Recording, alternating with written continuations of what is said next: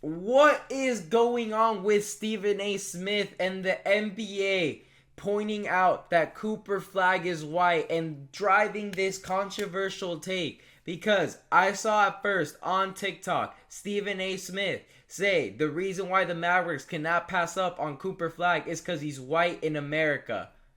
What? What in the world? And then to make it worse, I thought this was just a little TikTok interview. He just blurted that out. He was at a premiere of some sort of show, so I was like, maybe he had a couple drinks in him and just couldn't hold back. But he goes on ESPN and says, when you got somebody with that kind of potential and they're white and you're in America, you keep that dude. So this is just outrageous because I've never seen, some player coming out of the draft being white get so much publicity and so much, not hate, but like so much, addressing of his skin color. Because why is that necessary? Do they understand that basket and the basketball don't see what race the person shooting is? He can be whatever race he is, but his shot comes down to his skills, not his skin color. That's the simple fact of it. Cooper Flagg could be Mexican, and it wouldn't change the fact he's the first overall pick. Simple as that. But apparently to Stephen A. Smith and others, it matters that he's white. Oh, he's white. Lock him in first overall. He's probably gotten more publicity than Larry Bird did when he was getting drafted about his skin color. And that's a completely different era where racism wasn't, accepted, but it was a bit more normalized. A lot more people were publicly racist back in Larry Bird's day than in Cooper Flagg's day. We've gone through a lot as a society but another thing is, when Luka Doncic was coming out in the draft, by the way, he's white, by the way. I never saw, oh yeah, Luka Doncic solidified a top 5 pick because he's white. No, it was because he was playing professional basketball as a teenager in Spain. So I don't understand that. The last time I've seen, race come into play didn't have to do with the draft. They had to do with MVP. And we had Perkins over here, one of the lesser, analyst at ESPN, come out and say that the only reason Jokic was winning multiple MVPs was due to his skin color and not him specifically being racist, but the voters being racist and favoring Jokic over other candidates just because Jokic is white. So that was the last time I really saw that. But now we're seeing it with Cooper Flagg, and it's not even just Stephen A. Smith. Then we've got this. Vernon Maxwell was always saying, oh yeah, this Utah's going to win it. They're going to give Utah the first overall pick. They're sending that white boy to Utah. Donovan Mitchell, I'm a Cavs fan, by the way, is literally, probably the best draft pick the Jazz have had in recent history.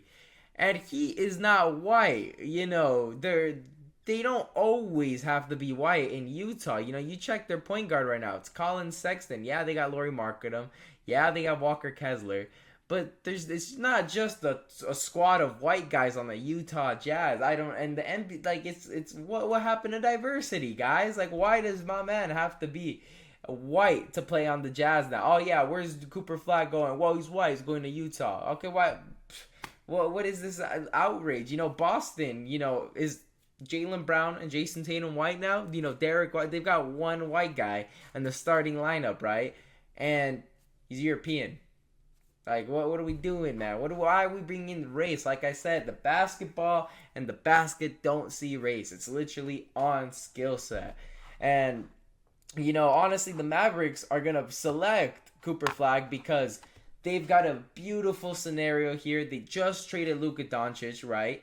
And it seems like they've done the right decision at the moment. Prior, it wasn't. It was outrage in Dallas. That guy who was doing all those protests really needs to never talk publicly again because you kind of look like a fool now.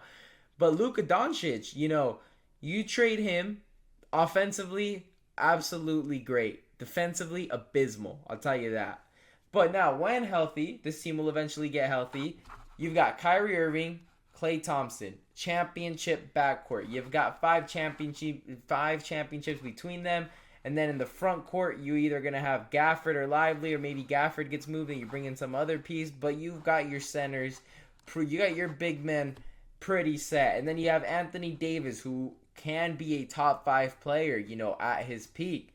You got a great bench. You got Spencer Dinwiddie. He's a good guard. Max Christie's really a great two-way wing. You've got PJ Washington. You've got Marshall. You've got really great pieces. And then you select Cooper Flagg. And honestly, prior to the draft lottery with PJ Washington, in that I was saying that the Dallas Mavericks are going to have a better season than the Lakers. But now, Nico Harrison basically sacrificed the next 10 years with Luka Doncic to try to win in a 3-year period, is really what he tried to do. And at the time, it was looking like foolish because everybody got hurt. And I was like, we got to wait next season and maybe the following year, maybe the Mavericks can win one with this squad. But now, you've literally lucked out. If I'm Nico Harrison, go get yourself some lottery tickets, because getting Cooper Flagg, not only can you win, it improves your chances to win now, it's literally giving you those 10 years back that you traded away. And you could even argue that Cooper Flagg, I understand he hasn't played basketball yet, but I'm very high on him. Not because he's white, because of skill set before anyone says anything, But I've been saying, when you're a teenager playing runs with NBA players, and not only NBA players, but the players with the quality to be on the Team USA, right? And you're playing, and you don't look apart as a teenager, man. You're in college. You haven't even really played in college yet. You got those run-ins coming out of high school against Team USA, and you were actually being successful and didn't look apart. You didn't look like that kid. You actually looked like you were meant to be a part of that team. And this guy was 18 years of age, or maybe 17, around that age, So and then he's gone to the college level and absolutely dominated. And no, he's gonna be the first overall pick. He's been the first overall pick, in my opinion, since he had those run-ins with Team USA. And now you've got this guy who's a two-way wing, dominant two-way wing. Defensively, he's elite. Offensively, he's elite.